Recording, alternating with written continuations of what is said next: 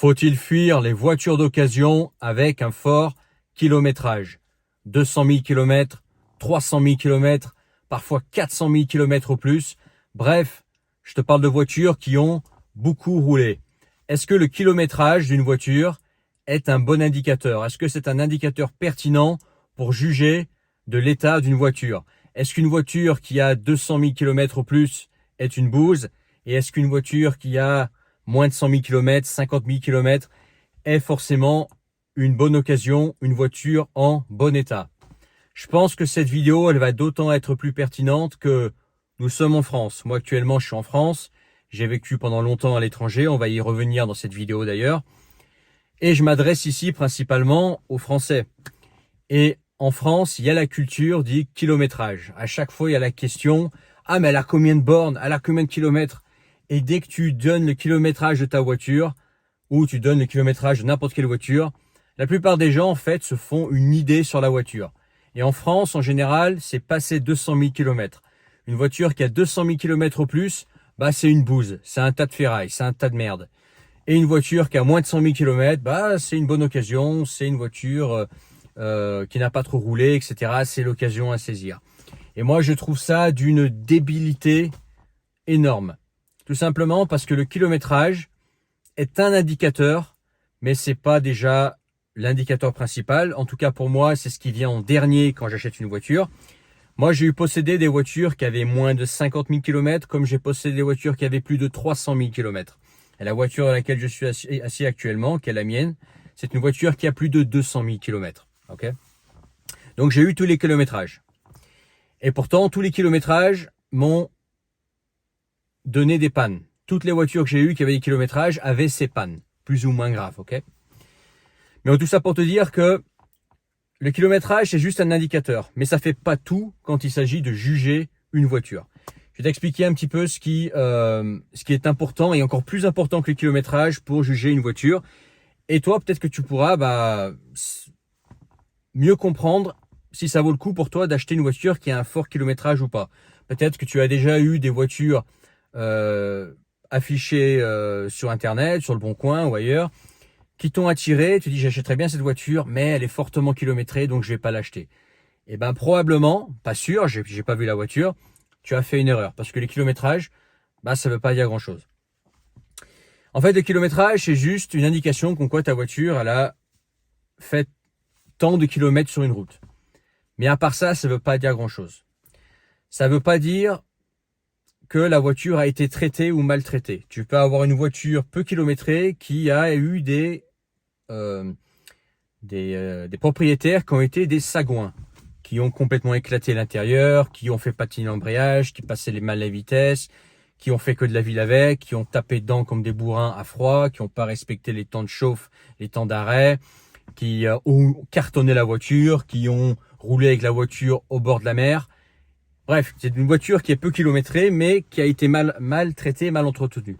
Et d'un autre côté, tu parles d'une voiture qui a même 300 000 ou plus, qui a eu des propriétaires très soigneux, qui ont respecté la mécanique, qui ont fait les travaux qu'il fallait à temps, etc., qui ont entretenu la voiture, et en face de toi, tu as une voiture tout à fait saine. Okay, ça ne veut pas dire grand-chose. Je vais te dire, sur une voiture, quand tu achètes une voiture, il y a une chose qui est fondamentale. Le reste, pour moi, ça en choque à certains, mais pour moi, c'est du discours de fragile de la mécanique. Le seul truc qui compte vraiment, c'est notamment si tu achètes une voiture pour le long terme, c'est l'état du châssis. Il faut que le châssis soit nickel. Si c'est un châssis qui est rouillé, si c'est un châssis qui est en mauvais état, si c'est un châssis qui a pris un gros coup, bref, la voiture a cartonné. Je te parle pas juste d'un petit accrochage, toi, genre comment dire, on appelle ça en français, un pare-choc. C'est rien du tout, tu vois, un petit accrochage, c'est rien du tout. Mais un gros carton ou faire des tonneaux, effectivement, ça c'est grave. C'est pas une voiture qu'il faut acheter. Bref, que la voiture elle a jamais eu de gros carton, qu'elle n'est pas rouillée. Et encore, on peut nuancer sur certains modèles parce que certains modèles sont toujours rouillés. Mais bon, on va simplifier pour la vidéo. Que le châssis est sain, que la voiture n'est pas tordue, qu'elle n'a pas fait des tonneaux, qu'elle n'a pas pris un gros carton, etc. Que la carrosserie te paraît alignée. Il n'y a pas, tu vois, des différences de jours, capot, portière, etc. Bref, les jours sont bien tous alignés, etc. Le reste est réparable. Le reste, devine quoi, si ça devait casser, eh ben c'est réparable. Tant que tu as une voiture dont la carrosserie, enfin notamment le châssis et la carrosserie est saine. Le reste, c'est tout à fait réparable. Les grosses carrosseries, les rayures, etc., des portes enfoncées, ça se répare sans problème. Mais surtout le châssis. Il faut que le châssis soit sain, qu'il n'y ait pas de rouille et qu'il n'y ait pas eu de gros cartons. Tout le reste, que la voiture ait 50 000 ou 500 000 bornes, si ça casse, et ça finira par casser, comme toutes les voitures, eh ben c'est réparable. De quoi tu as peur si tu achètes une voiture qui a beaucoup de kilomètres? Tu as peur que l'embrayage soit changé. Bon, bah, s'il faut le changer, tu le changeras. Mais tu sais, une voiture qui a 50 000 bornes, qui a été utilisée par un gros porc, qui en a pas pris soin, bah, c'est aussi un embrayage potentiellement à faire. Tu as des voitures qui ont 300 000 km avec un embrayage d'origine, tu en as à 100 000, l'embrayage est rincé. C'est surtout le propriétaire, ok? Donc ça pour dire que quand on a peur d'acheter une voiture à cause du kilométrage, c'est surtout qu'on a peur que des choses cassent. Mais qu'est-ce qui peut casser? Qu'est-ce qu'il y a en fait qui peut casser? Bah, les consommables notamment. Et les consommables, tu les auras de toute façon. Qu'est-ce qui peut casser clairement? Bah, tu peux avoir la boîte qui est vieille et qui va casser. Bon, bah, tu changes une boîte, t'en trouves une sur le bon coin, d'occasion. L'embrayage peut-être qui est fatigué. Bon, bah, tu changeras l'embrayage. Tu peux avoir même un moteur à la limite. Bah, tu retrouves un moteur. Et encore, ça se sent un moteur qui est sain ou qui est pas sain. Un turbo. Bon, tu changes un turbo, c'est pas la fin du monde. Après, bah, c'est tout, quoi. Le châssis, il est ce qu'il est. Le reste, il est ce qu'il est. Le reste, en fait, il est ce qu'il est. C'est-à-dire que, par exemple, ça, c'est une voiture qui a 200 000 km, plus de 200 000 km. Pourtant, l'intérieur est en super état. Le volant, il est pas tout poncé. Le pommeau non plus, etc. Les sièges sont en très bon état. La voiture, elle est pas toute pétée, etc. Tout fonctionne. Pourquoi? Parce que les gens avant moi en ont pris soin. Et ça, c'est un truc qui change pas avec le temps. C'est-à-dire que cette voiture, elle peut avoir 500 000 km. Si les gens qui roulent dans cette voiture en prennent soin, à l'intérieur, elle va pas changer. Pareil pour la peinture, pareil pour l'état de la carrosserie, etc. Si t'as pas de carton, etc. Ok. Ce qui suit sur une voiture, bah, c'est forcément boîte, embrayage, moteur, effectivement, qui peuvent être en très bon état si on en a pris soin. Je vais développer après. Et puis, bah, les consommables. Bah, ça va être cardan. Si ça casse, bah, tu fais un cardan. Et puis ensuite, ça va être roulement, cylindre bloc, 10 plaquettes. Et puis, bah, tous les liquides et tout l'entretien courant d'une voiture, en fait. Ok. Mais ça, c'est pareil sur une voiture qui a 50 000 qu'une voiture qui a 300 000. Tout dépend, en fait, comment elle a été traitée. Et là, tu vas me dire, mais comment je peux juger qu'une voiture a été bien entretenue? Alors, tu as le carnet d'entretien, etc., où on met des tampons, où les garagistes mettent leurs tampons, etc. Tu as des factures en plus qui peuvent prouver que la voiture a été entretenue pendant longtemps. S'il n'y a pas de carnet d'entretien, c'est pas très grave si tu as des factures en plus. Ok. Le carnet d'entretien ne fait pas tout simplement parce que les carnets d'entretien, ça veut dire que les personnes avant toi ont surtout fait confiance à des garagistes, à des concessionnaires pour entretenir leur voiture. Et les garagistes, les concessionnaires, c'est pas ceux qui font le meilleur entretien sur une voiture. Pourquoi? Parce que c'est pas leur bagnole, eux ils sont là pour faire du chiffre et en général ils bâclent l'entretien et il y a plein de choses qu'ils oublient. Ok. Par exemple, dans un carnet d'entretien, pour certains modèles, il n'est pas prévu de faire des vidanges de boîtes et de ponts. Pourtant, c'est quelque chose qui est important. Si tu veux que ta boîte dure longtemps, effectivement, faut en prendre soin, pas passer les vitesses n'importe comment, pas accrocher, etc. Mais il faut aussi régulièrement faire des vidanges de boîtes. Tu vois, tous les 60 000, c'est bien. Tous les 100 000 maximum. Pour les ponts, c'est pareil. Pourtant, dans beaucoup d'entretiens officiels des marques, il n'est pas prévu de faire des vidanges de boîtes. C'est important. Quelqu'un de méticuleux avec sa voiture va faire des vidanges de boîtes. Le Haldex, par exemple, pour ceux qui ont des voitures à Haldex, bon, pas pour moi, ça c'est une information cruciale. Les filtres, les vidanges, etc. Pour moi, c'est très important. Ok. Donc voilà, tu as le carnet d'entretien. S'il est là, tant mieux. S'il n'est pas là, c'est pas grave, tant que tu as des factures, etc. Là, tu vas me dire, oui, mais moi, je suis sur une voiture qui est kilométrée. J'ai pas de facture ou très peu, j'ai pas de carnet d'entretien. Et ben, c'est pas foutu. Il faut voir aussi en fait à qui tu achètes la voiture. Le comportement du propriétaire. Est-ce que le propriétaire est mécanicien? Si c'est oui, c'est top. Ou est-ce que c'est quelqu'un qui n'y connaît rien? Ou est-ce que c'est quelqu'un qui connaît un petit peu? Ou est-ce que c'est quelqu'un qui s'y connaît pas trop mal? Pas mécanicien, mais qui s'y connaît beaucoup, ok, etc. Ça va aussi être important. Quelqu'un qui s'y connaît en voiture, qui est mécanicien, tu peux lui poser toutes les questions sur sa voiture, il saura te répondre, il te saura te dire en détail, j'ai fait ci, j'ai fait ça, etc., etc. Et il te laissera vérifier toi-même que la voiture est en bon état. Bien évidemment, il faut regarder tous les liquides, liquide de frein, tu contrôles, liquide de refroidissement, l'huile bien évidemment, est-ce que déjà il y a assez d'huile dans le moteur et de quelle couleur est l'huile, etc. Demande-lui quand est-ce qu'il a changé les filtres, etc. de ses intervalles de vidange moteur, boîte, pont, Haldex s'il y en a un. Bien évidemment la courroie de distribution, quand est-ce qu'elle a été faite, ok, est-ce qu'il a fait la pompe à eau, est-ce qu'il a fait la courroie la courroie accessoire, etc. C'est pas quelque chose qui est facile à voir. Faut que tu démontes, mais probablement il te laissera pas démonter. Donc là c'est bien si tu as une facture, ok, ou au moins la facture de la pièce. Pour l'embrayage, effectivement, c'est bien si tu as une facture, parce que tu peux pas vérifier l'embrayage, regarder comme ça. Des fois, tu as, comment dire, une espèce d'opercule pour regarder sur les cloches, voilà, l'état de l'embrayage, mais des fois, on n'y voit pas grand-chose. Au pire, tu fais un embrayage, c'est tout ce que tu risques. Mais sinon, le reste, en fait, c'est tout à fait contrôlable. Même si tu as en face de toi une voiture qui a 300 000 km ou pas, tu sens si tu as affaire à une voiture saine ou pas. L'état de la voiture est plus important que le kilométrage. Je répète, l'état de la voiture, mécanique, esthétique, etc., comportemental, est plus important que le kilométrage. Si tu as en face de toi une voiture, tu sens qu'elle a été bien entretenue. Le propriétaire, c'est quelqu'un d'aplomb, quelqu'un de mature. Quand vous allez faire l'essai de la voiture, il passe les vitesses en respectant la voiture. Ça ne veut pas dire qu'il passe les vitesses lentement, ça veut dire qu'il sait passer les vitesses. Il fait pas patiner l'embrayage. C'est pas quelqu'un qui part comme un bourrin alors que le moteur est froid. C'est pas quelqu'un qui coupe le moteur alors que vous venez tirer dessus comme des bourrins et qui a un turbo, tu vois. C'est quelqu'un qui respecte la mécanique, c'est quelqu'un qui connaît sa voiture, qui s'y connaît peut-être en mécanique. S'il est mécanicien, c'est encore mieux. Il pourra, etc., te dire ce qu'il a été fait, toi, pose tes questions. Bref, tu sens que le propriétaire, c'est quelqu'un qui a la tête sur les épaules. La voiture, à l'intérieur, elle est propre. Tu regardes s'il n'y a pas des jours, etc., s'il n'y a pas eu un gros carton. Dans l'idéal, si tu vis notamment dans une région où on utilise du sel, en montagne par exemple, ou près de la mer, tu regardes dessous, voir si c'est pas trop rouillé. Ok, la rouille, c'est un truc chiant. Si c'est juste les ailes arrière, comme sur les Clio 16S ou sur les Subaru, qui sont un peu rouillées, c'est pas grave. Mais il faut que tes longerons, ils soient le plus propre possible. Il faut que ta voiture en dessous, elle soit saine. Il faut pas que tu aies de la rouille ou qu'il y ait eu, comment dire, des grosses soudures, soit parce que c'était rouillé ou soit parce qu'il y a eu un gros carton. Ça, c'est éliminatoire, ok? Disque et plaquet, tu regardes si c'est tout bon, tu regardes si les pneus, si c'est tout bon, quelle marque il a mis, etc. Bref, pose un maximum de questions. Une voiture qui a beaucoup de kilomètres et qui n'a pas forcément un entretien à jour, même pas de facture, ça ne veut pas forcément dire que c'est une bouse. Il faut prendre son temps pour acheter et toi, t'y connaître un minimum. Effectivement, si tu n'y connais rien, bah, tu vas vite tomber dans ce que j'appelle, moi, le fragilisme du mécanique. Moi, j'appelle ça les fragiles de mécanique. C'est genre, oh, elle a 200 000 bornes, donc c'est une bouse. Non. C'est juste que tu n'y connais rien. Oh, elle a 200 000 bornes, donc tout va casser. Non. C'est juste que tu n'y connais rien pour vérifier la voiture que tu es en train d'acheter. Voir si ta voiture est saine. Une voiture qui est saine, ça se sent. Moi, je me suis jamais fait entuber en achetant une voiture.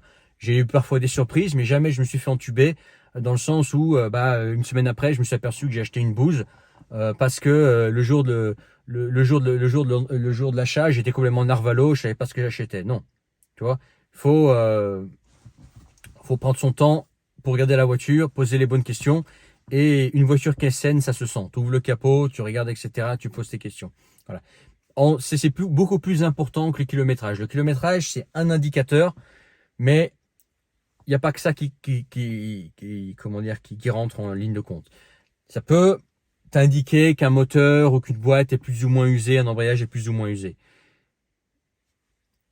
À entretien équivalent, mais l'entretien, il est jamais équivalent, donc ça ne veut pas dire grand chose. Ce qui compte, c'est kilométrage, effectivement. L'entretien, est-ce qu'il y a un canal d'entretien? Oui. S'il n'y en a pas un, est-ce qu'il y a des factures? Est-ce qu'il y a beaucoup de factures?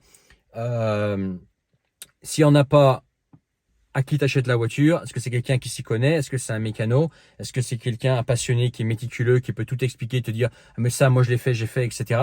J'ai pas la facture d'entretien, par contre j'ai la facture d'achat des pièces. Tu sais, quand quelqu'un travaille soi-même sur sa voiture, tu peux demander la facture des pièces. Le mec il t'a dit qu'il a changé l'embrayage. Ok, montre-moi l'achat de l'embrayage, des pièces, l'achat de la courroie de distribution, de la pompe à eau, l'achat, je sais pas, des amortisseurs, l'achat de plein de choses en fait, des cylindres blocs, de certaines durites, etc.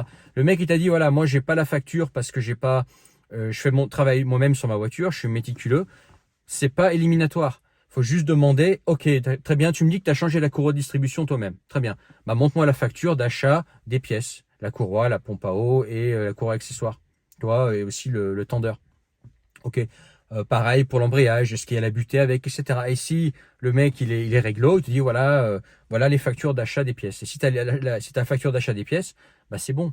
Tu vois, tu sais que tu achètes une voiture qui a été entretenue. Pareil, la fréquence des vidanges, demande-lui tous les combien de kilomètres fais-tu tes vidanges, l'huile, etc. L'huile liquide de refroidissement, de quand il date, l'huile de Haldex, le fil de Haldex, il date de quand, etc. Est-ce que tu as changé des cils en bloc, etc. Le liquide de frein, il date de quand? Ça, c'est important. Ça. Un mec méticuleux, il a toujours son liquide de frein à jour avec du liquide de frein haut de gamme. Un mec qui s'en bat les steaks, il a un liquide de frein pourri qui a 5 ans. Voilà, il en a rien à foutre. Il a rien à foutre. C'est ça. C'est là qu'on distingue les gens méticuleux et les voitures saines des bouses qui parfois ont peu de kilomètres. Ok. Regarde l'intérieur. Est-ce que la voiture te paraît poncée? Est-ce que les sièges sont complètement éclatés? Ou est-ce qu'ils sont en bon état? Est-ce que le volant il est complètement poncé ou pas? Tu vois, quand tu essaies la voiture, est-ce qu'il y a des bruits suspects? Est-ce que comment dire, les vitesses passent bien ou est-ce qu'elles accrochent? Tu vois, si elles accrochent, demande si l'huile de boîte a été changée, s'il n'a pas été changé, tu sais qu'il faudra faire l'huile de boîte, l'embrayage, etc. Est-ce qu'il mord bien? Est-ce qu'il mord un peu haut? Est-ce que ça patine? Tu vois? Pareil, fais tourner le volant d'un côté, de l'autre, etc. Voir s'il y a des bruits suspects. Pose tes questions, etc. Prends ton temps et c'est comme ça que tu te feras une idée de ce que tu achètes. Si tu t'y connais un minimum. Après, si tu t'y connais rien, bah, je t'invite vivement à apprendre minimum des bases de mécanique, à apprendre à savoir au moins faire l'entretien courant sur ta voiture. Et rien que si tu sais faire l'entretien courant sur ta voiture, bah, le jour de l'achat, tu sauras déjà plus ou moins comprendre ce qui est normal, pas normal, ok?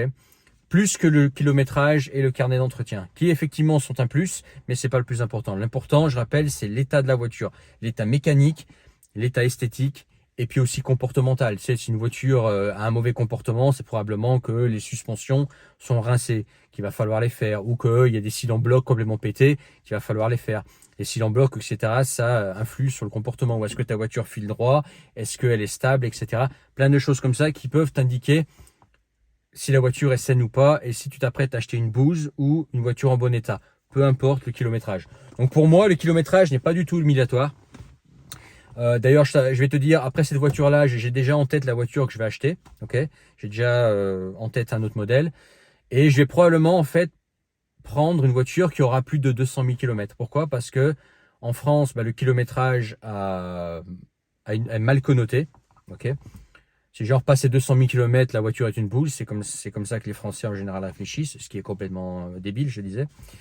Et il y a des très bonnes affaires à faire à partir de 200 000 km. Par contre, 200 000 km, oui, mais sur la moitié de la voiture, je serais intransigeant. Ça ne me dérange pas d'acheter kilométré si l'état de la voiture est bon, sain, que ça a été entretenu et qu'elle a été entre de bonnes mains. Voilà ce que je voulais dire. Ensuite, pour finir la vidéo, si c'est dans le cadre d'un investissement, tu vas acheter une voiture parce que tu as repéré un modèle qui va prendre de la valeur, etc. Effectivement, plus le kilométrage sera bas, mieux c'est, pour une question d'investissement. Si jamais tu dois acheter une voiture quand même qui est kilométrée, là, effectivement, il va falloir avoir le carnet d'entretien et un dossier, un classeur complet avec les factures. Si tu veux que la voiture prenne de la valeur avec le temps, c'est mieux, ok? Parce que toutes les personnes ne sont pas comme moi ou ne s'y connaissent pas en voiture. Et dès qu'il n'y a pas un carnet d'entretien, dès qu'il n'y a pas une facture, etc., si la voiture est kilométrée, bah ils ont peur, c'est des fragiles de la mécanique, ils ont peur que la voiture explose, je sais pas, ils vont fuir la voiture, ce qui est dommage pour eux, hein, tant mieux pour nous. Tu vois, nous on achète des voitures kilométrées, même s'il manque un petit truc, on sait flairer la bonne affaire ou pas. Mais il y a des gens qui sont très fragiles quand il s'agit de voitures, qui sont passionnés mais qui n'y connaissent rien, et pour eux effectivement il va falloir que tu aies le carnet d'entretien, toutes les factures, notamment si la voiture est kilométrée, pour justifier que ta voiture tiendra sa valeur dans le temps. Pour si toi tu es du genre investisseur, que tu achètes une voiture pour la revendre plus cher plus tard, voilà. Ok. Après, si tu es comme moi, que tu es un rouleur, tu vas lui mettre beaucoup de bornes. Moi, cette voiture, je lui ai mis 45 000 km en un peu plus de 2 ans parce que je suis un rouleur. Moi, j'utilise les voitures pour rouler, pas pour les mettre dans un garage et les regarder. Tu vois, moi, je suis un rouleur, je suis pas un collectionneur.